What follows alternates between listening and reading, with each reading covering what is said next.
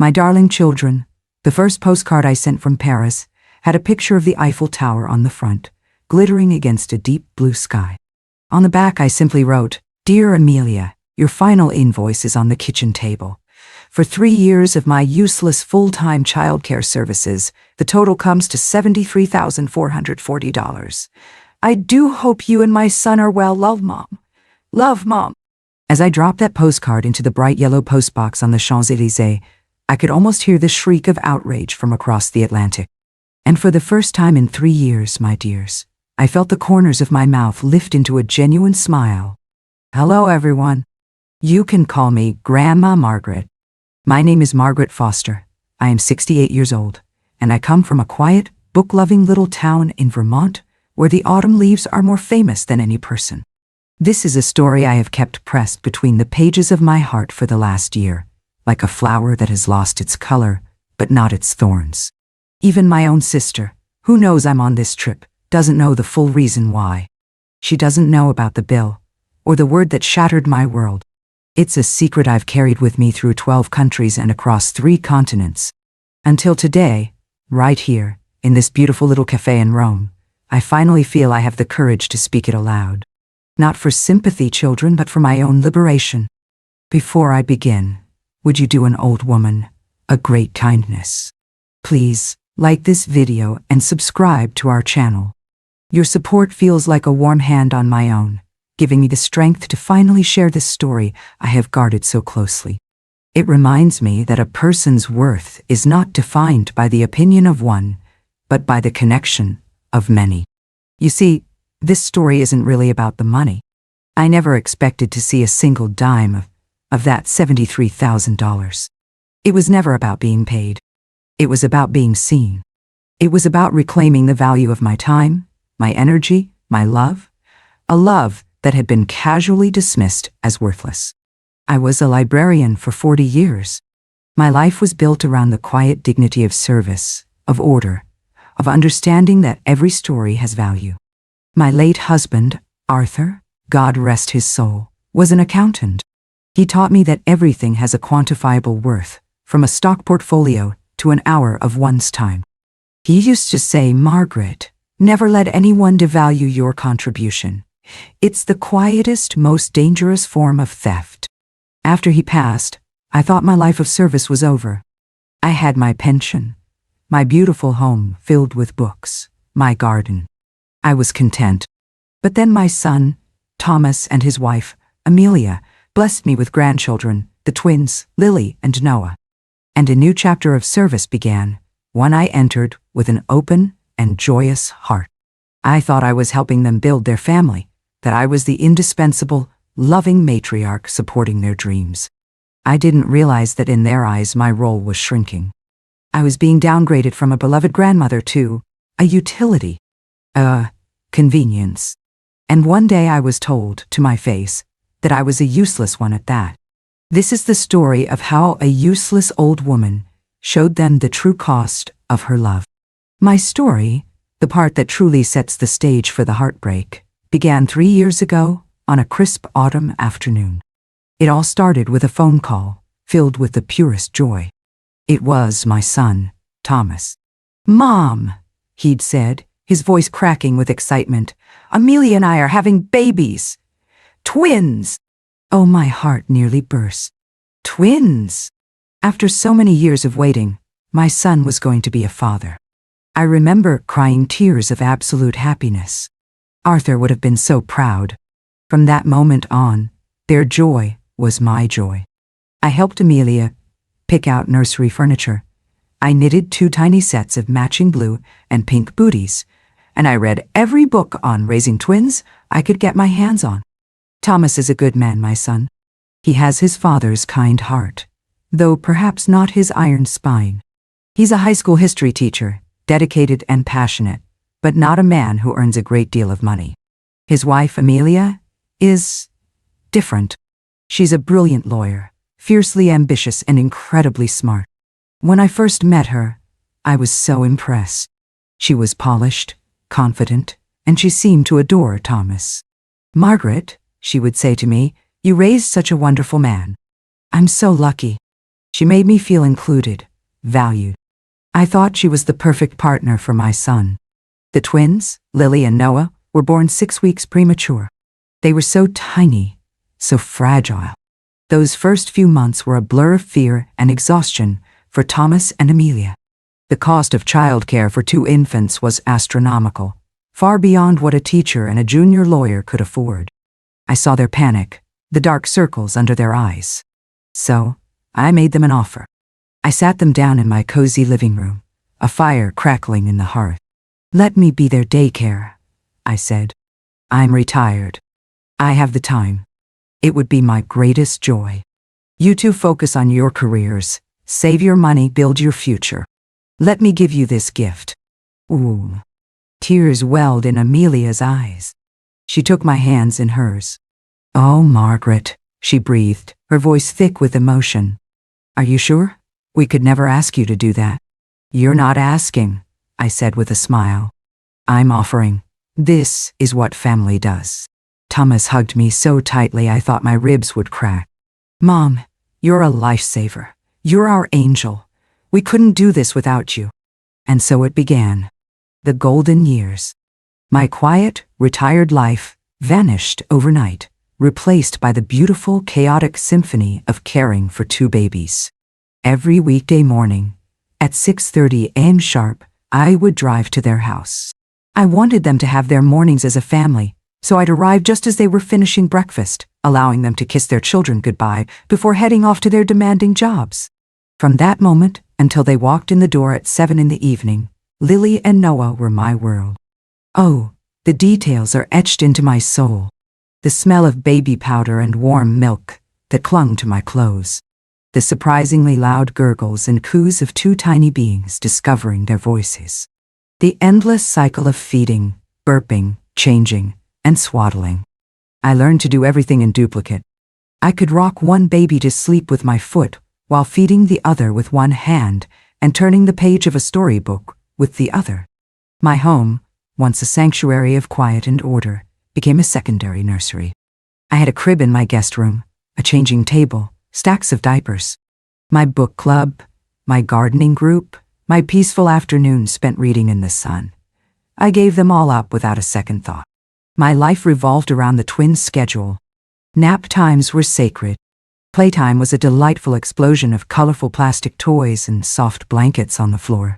I remember their firsts with more clarity than some of my own. Lily's first giggle, a magical tinkling sound that made my heart soar.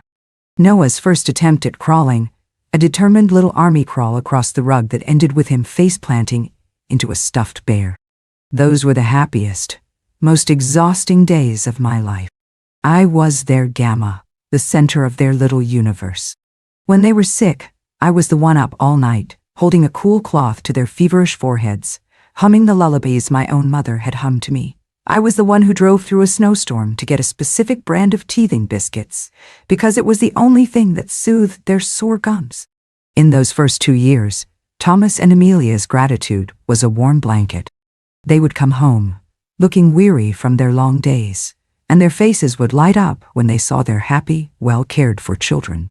"Mom, thank you, thank you, thank you," was a constant refrain.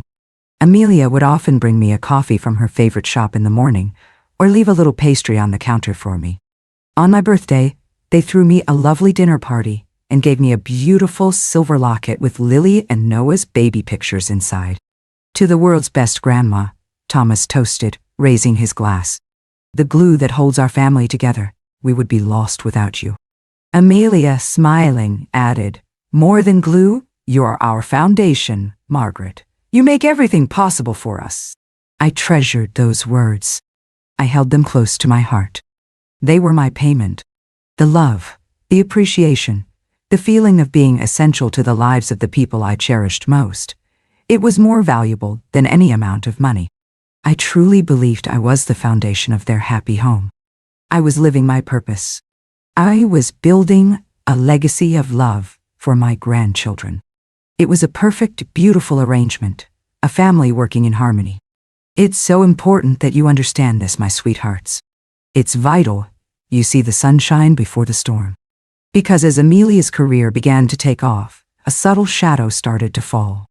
The warm blanket of gratitude began to feel a little thin, a little threadbare at the edges, until one day it was ripped away completely, leaving me shivering in a cold and unfamiliar wind. That golden, happy time, my dears, if only we could live in those moments forever. But life is not a static picture. It moves, it changes, and sometimes it sours. The change didn't happen overnight. It was a slow, creeping erosion of kindness, a gradual chilling of the warmth I had mistaken for permanence. At first, it was just an absence. Little by little, the small tokens of appreciation vanished. The occasional pastry left on the counter was no longer there. The cheerful morning coffees Amelia used to bring me stopped. The effusive, heartfelt thank yous at the end of a long day were replaced by a hurried, almost automatic, "Thanks, Mom," as she rushed past me to scoop up a child. I told myself it was nothing. "She's a busy new mother with a high-pressure career, Margaret," I'd whisper to myself as I tidied the playroom alone. "You can't expect her to think of you all the time." I made excuses for her because the alternative was too painful to consider. Then, the suggestions began. They were subtle at first, couched in the language of modern parenting. Amelia would come home with a new book or an article she'd read online. "Margaret," she'd say, her tone bright, but with a new, sharp edge of authority, "the pediatrician's blog says we should be limiting their screen time to 0. So, no more of those little animal videos, okay? Or, the sleep training guide I just bought says they need to self-soothe. So if they cry, let them be for at least 10 minutes before you go in." Each suggestion felt like a small criticism, a tiny paper cut on the soul of my experience. I had raised a son. I knew how to soothe a crying baby. I knew the difference between a cry of frustration and a cry of genuine distress. But my decades of hands-on wisdom were suddenly being invalidated by a blog post she'd skimmed on her lunch break. Maybe I was just being paranoid? I tried to be adaptable. I followed her new rules, even when my own instincts screamed in protest. I'd stand outside the nursery door, my hands clenched, my heart aching as I listened to one of the twins cry, counting the seconds on my watch until the arbitrary 10-minute mark had passed. It felt unnatural, cruel even. But I told myself to be strong, for the children's sake, and for the sake of peace in the house. The boundary between loving grandmother and unpaid staff began to blur. It started with a little note left on the kitchen counter. "Margaret, if you get a chance, could you throw in a load of the twins' laundry? Thanks." Of course I did. I was happy to help. But one note became a daily list. The lists grew longer, more demanding. Empty the dishwasher. Wipe down the high chairs. The diaper pail is full. We're out of organic kale puffs. Could you run to the store? I was no longer just caring for Lily and Noah. I was running their household. I would spend the twins' precious nap times, which used to be my only moments to sit with a cup of tea, rushing around their house, cleaning and doing errands. I was a nanny, a cook, a housekeeper, and a personal shopper, all rolled into one. And the appreciation for this extra work was non-existent. It was simply expected. The lists were not requests. They were directives. My heart felt like someone was slowly adding small, heavy stones to it each day. I tried to speak to my son, Thomas, about it. I found him in the garage one Saturday organizing his tools. I kept my voice gentle. "Tom, dear," I started, "I love helping out, you know I do. But Amelia's lists have become quite a lot to manage on top of looking after 2 toddlers." He stopped what he was doing and looked at me, his brow furrowed with a familiar, anxious expression. "Oh, Mom," he sighed, running a hand through his hair. "Don't take it the wrong way. She's got so much on her mind with the firm. She's trying to make partner. She just thinks in lists, you know. It's how her legal brain works. She doesn't mean anything by it."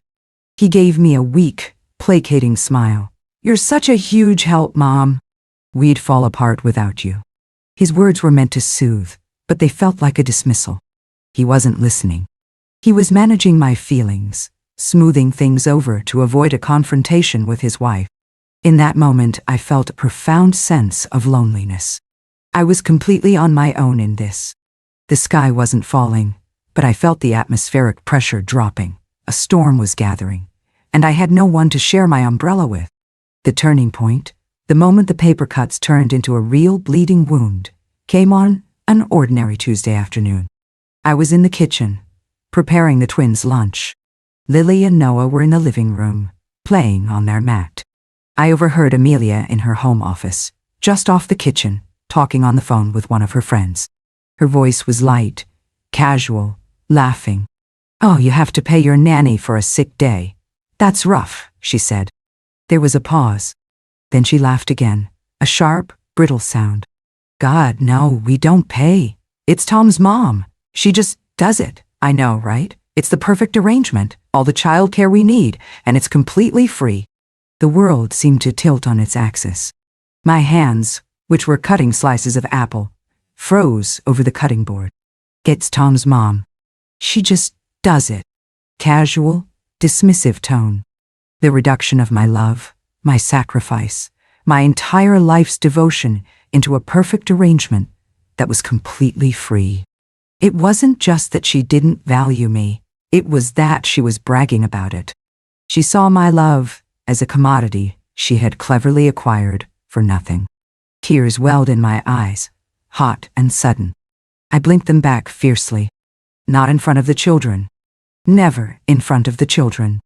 I finished making their lunch, my movements stiff and robotic, my heart a cold, tight knot in my chest.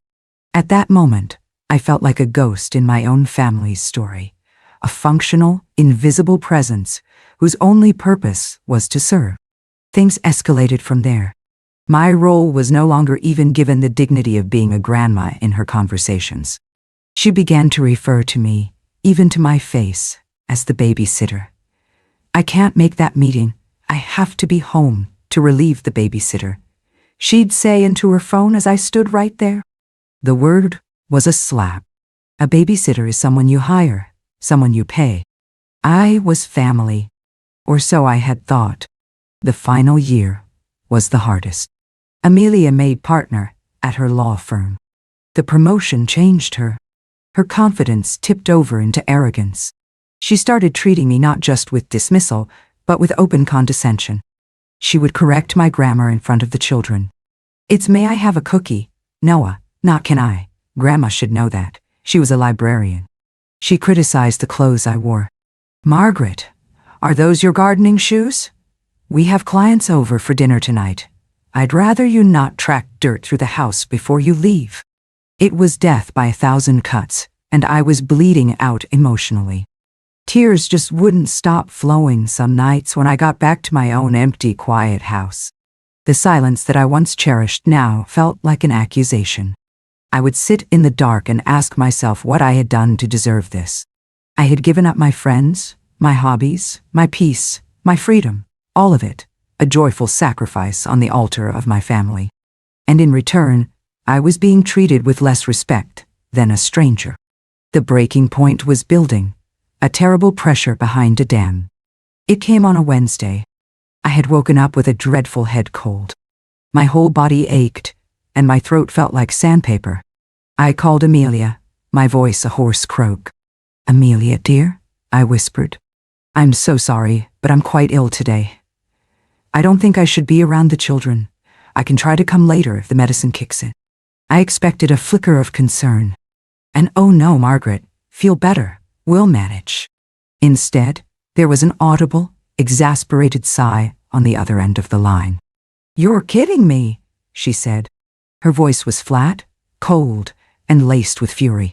"You are kidding me. Today, of all days. I have a preliminary hearing for the biggest case of my career this morning, Margaret. I can't just manage. What am I supposed to do? Take 2 screaming toddlers to a federal courthouse?" I was stunned into silence. Not a single word about my health. Not a hint of sympathy. Only pure, unadulterated anger at the inconvenience I posed. "This is just so unreliable," she snapped. "I build my entire schedule, my entire career, around the fact that you are here. The one day I absolutely cannot be flexible. You pull this. You have to come in. Just take some ibuprofen and come in. I'm leaving in 30 minutes. And then she hung up. I stood there, phone in my hand, shaking. Not from the fever, but from a rage so cold and pure, it burned. Irreliable. Pull this. As if I had chosen to be sick just to spite her. The utter selfishness, the complete lack of basic human decency. It cracked something deep inside me.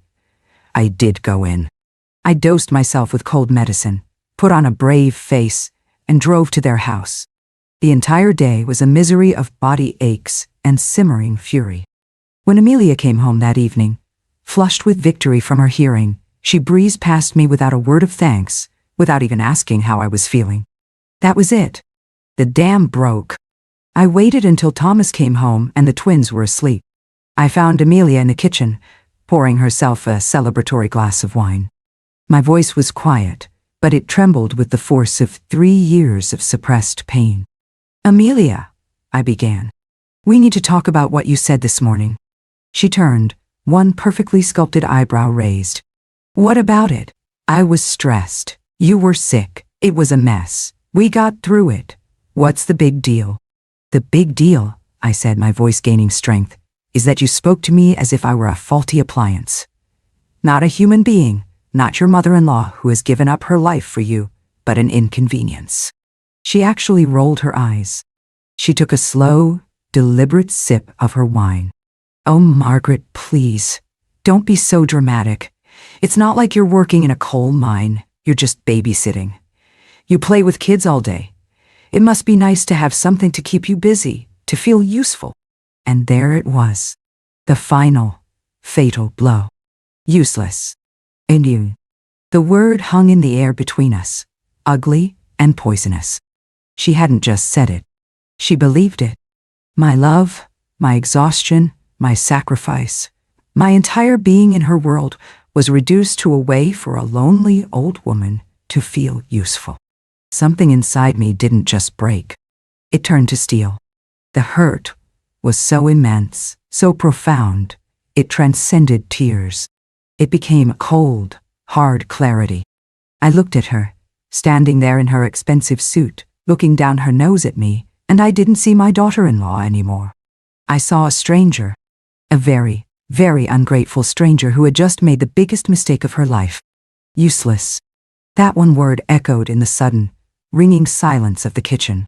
It was more than an insult, my dears. It was a verdict. In Amelia's courtroom of a mind, I had been judged and dismissed. I looked at her face, her smug, self-satisfied expression, and I felt the last vestiges of warmth in my heart turn to ice. The years of swallowing my pain, of making excuses for her, of telling myself to be the bigger person, all of it evaporated in that single, clarifying moment of breathtaking cruelty. My son, Thomas, had walked in just in time to hear her pronouncement. He stood frozen in the doorway, his face pale, looking back and forth between his wife and his mother, a deer caught in the headlights of a conflict he had long tried to avoid. Amelia didn't back down. She doubled down. What? She said, looking at him. It's true. She gets to relive her glory days as a mom, and we get free childcare. It's a win-win. I don't see why she's being so sensitive about it. I didn't wait for Thomas to find his voice. I knew he wouldn't, not really. His spine, as I said, was not made of his father's iron. In that moment, something inside me broke, but it wasn't my spirit. It was the chains of obligation I had wrapped around myself. I knew, with a certainty that was as calm and deep as the ocean, that I could not go on like this anymore.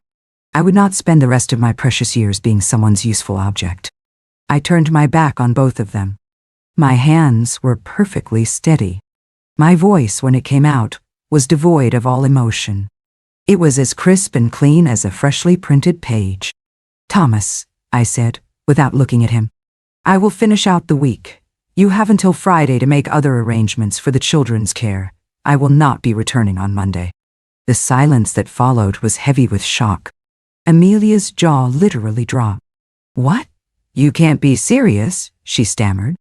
"You can't just quit." "Oh, but I can," I said, finally turning to face her, a small, cold smile on my lips. "One of the benefits of being an unpaid, useless babysitter is that I am not bound by any contract. I require no notice. Consider this my professional courtesy." I walked out of their house, leaving them standing in stunned silence. The drive home was a blur. I didn't cry. The time for tears was over. The hurt had burned itself out, and what was left was a core of pure, unadulterated resolve. I walked into my beautiful, quiet home. Me home, and it felt different. It no longer felt empty. It felt like a sanctuary. It felt like freedom. For the next 2 days, I went to their house and did my job with a detached, professional air. I cared for Lily and Noah with all the love in my heart. This was never about them, but I exchanged only the most necessary, polite words with Thomas and Amelia. They tried to talk to me, to apologize, but their apologies were weak and self-serving. "Mom," Amelia was just stressed, Thomas would begin. "Margaret, I didn't mean it the way it sounded," Amelia would try. I simply looked through them. I had become deaf to their excuses. On Friday evening, as I was packing up my bag to leave their house for the last time, I placed a crisp, white envelope on the polished granite of their kitchen island. Inside wasn't a letter full of recriminations. It was something far more powerful. It was a bill. "You see, my dears, I had spent Friday during the twins' nap time not cleaning their house, but in my own study, with my late husband's old ledger books. Arthur, my meticulous accountant, had taught me the value of keeping records. From the day I started caring for the twins, I had kept a simple diary, noting the hours, the milestones, the small joys. Now, I repurposed it. I went through 3 years of entries. My awakening was not a scream, but a calculation. My counterattack was not with force, but with the quiet, undeniable logic of my husband's profession. It was a grandma-style counterattack, using the wisdom and skills I had accumulated over a lifetime. I went online and researched the average rates for a professional nanny with my level of experience in our area. The number was staggering. Then I researched rates for housekeeping, for personal shopping, for private tutoring. I began to build a spreadsheet. My mind, the mind of a librarian who had spent a lifetime organizing information, was clear and sharp. From trembling hands that once soothed sick babies, my fingers moved with firm determination across the keyboard. From swallowing my anger, I moved to bravely speaking out, not with raised voices, but with the cold, hard facts on a piece of paper. I calculated the hours. 10 hours a day, 5 days a week, 50 hours per week. I was conservative. I didn't include the extra hours, the sick days I worked, the weekends I had filled in. I multiplied it by 52 weeks, and then by 3 years. The number of hours was 7,800. I chose a modest blended rate for nanny and housekeeping services, $15 per hour. Even that was far below the professional rate for 2 children. But it was the principle, not the profit, that mattered. Then, I added a separate line item: educational services rendered, early literacy and numeracy program. I detailed the hours I spent actively teaching them, their letters, numbers, colors, and songs. For this, I assigned a very reasonable tutoring rate. And finally, I created a section for reimbursable expenses. The organic kale puffs, the special teething biscuits, the countless tanks of gas for my car, driving back and forth, running their errands. I didn't have all the receipts, of course, but I made a conservative, carefully calculated estimate based on my credit card statements. The final invoice was a thing of beauty. It was printed on high-quality cream-colored paper. It was professional, itemized, and irrefutable. The grand total at the bottom read, $73,440. That was the bill I left on their counter. But my plan didn't end there. An invoice, I knew, could be dismissed as the act of a bitter old woman. I needed to underscore my liberation. For years, I had dreamed of traveling. Arthur and I had always planned to see the world when we retired. But then he got sick. After he was gone, I put those dreams away, first in my grief, and then in my service to my son's family. The money Robert had invested so wisely, the nest egg he had left for your future, for any future, had sat untouched. That weekend, I didn't sit at home, mourning my broken family. I booked a flight, a one-way ticket to Paris. Then, I booked a 3-month European tour. I packed my bags. I arranged for my neighbor to watch my house, and I forwarded my mail.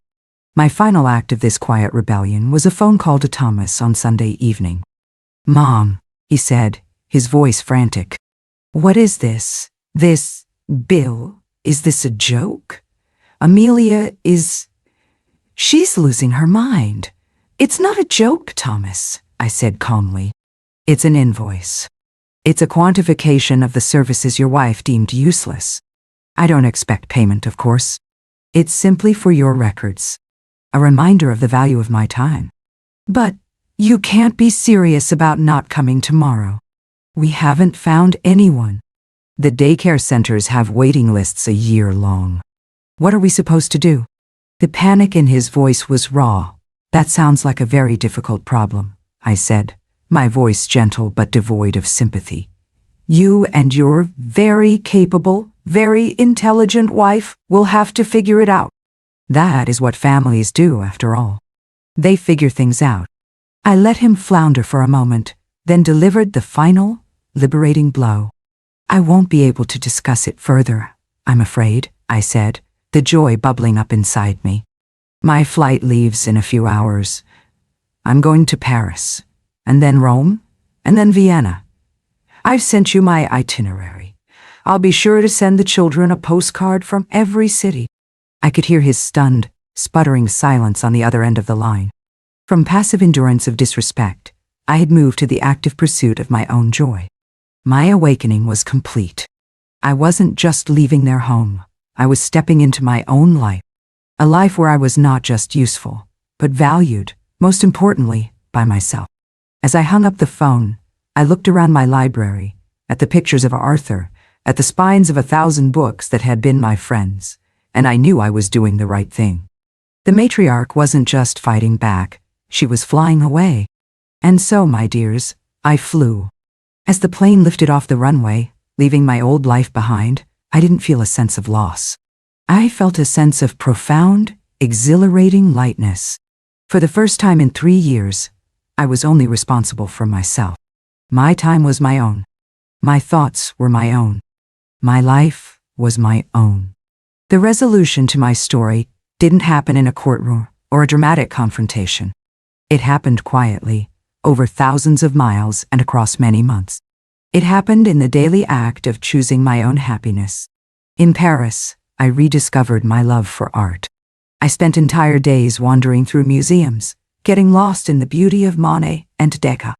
In Italy, I reawakened my senses, tasting real pasta, drinking strong coffee, and learning a few words of a new language. I sent a postcard to Lily and Noah from every single city, filled with simple stories and drawings. I wanted them to know that their Gamma loved them, no matter where in the world she was. Back home, as I knew they would be, Thomas and Amelia were in chaos. I heard bits and pieces through my sister, who they called in a panic. They had to scramble to find childcare.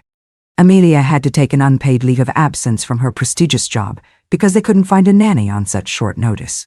The cost of last-minute, professional care for 2 toddlers was, as they discovered, astronomical. The perfectly free arrangement they had taken for granted was suddenly costing them a fortune. Not just in money, but in career momentum and personal stress. They learned, in the starkest way possible, the true value of my useless service. They learned that childcare isn't just playing with kids. It's physically exhausting and emotionally demanding. It's structure and education. It's logistics and housekeeping. It is, in fact, a full-time, highly skilled job. The bill I left on their counter, the one for over $73,000, was no longer an abstraction. It was a reality they were now facing, month by month, on their own. About 4 months into my world tour, I received an email. It was from Thomas. It wasn't frantic or demanding. It was quiet and humbled. "Mom," it began, "I hope you are having a wonderful time. Your postcards are the highlight of the twins' week. We have them all taped up on the refrigerator. I know it's too late, but I wanted to say I am sorry. Truly, deeply sorry. I was a coward. I stood by and let Amelia disrespect you because I was afraid of her. I let her devalue the greatest gift anyone has ever given us. I see that now. There is no excuse for it. I hope one day you can forgive me." A week later, another email arrived. This one was from Amelia. It was short, and I could tell every word had been difficult for her to write. "Margaret," it said. "Thomas was right. What I said to you was unforgivable. I was arrogant and ungrateful. I took your love and your sacrifice and treated it like a business transaction that I had won. I have never been more ashamed of myself. I have lost weeks of work. I am exhausted, and I have a new and profound respect for everything you did for us, day in and day out, for 3 years. The bill you left was a shock, but the real shock was realizing you probably undervalued yourself. Thank you for everything. I am sorry." I sat in a small cafe in Prague, reading her words on my little tablet, and a single tear rolled down my cheek. But this time, children, it wasn't a tear of pain. It was a tear of vindication. They finally understood. Not because I had shouted, but because I had shown them. My absence was more powerful than my presence had ever been. The lesson I learned, my dears, is one I want to share with all of you. Your love is not a limitless resource to be exploited. It is a precious gift, and it must be treated as such.